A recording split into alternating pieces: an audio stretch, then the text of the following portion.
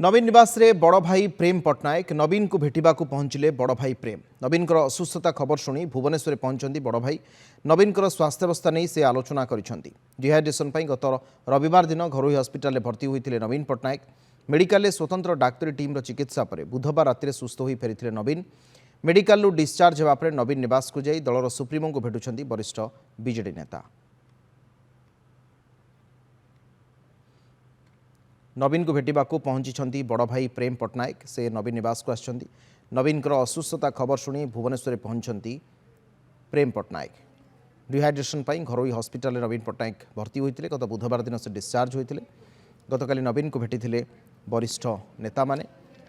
तेज प्रेम पट्टनायक आज भुवनेश्वर आसछंती नवीन निवास अच्छा से नवीन पट्टनायक बड़ भाई दिल्ली से रुहंती जो मुंबई रे नवीन पट्टनायक ऑपरेशन होता से प्रेम पट्टनायक मुंबई आसते।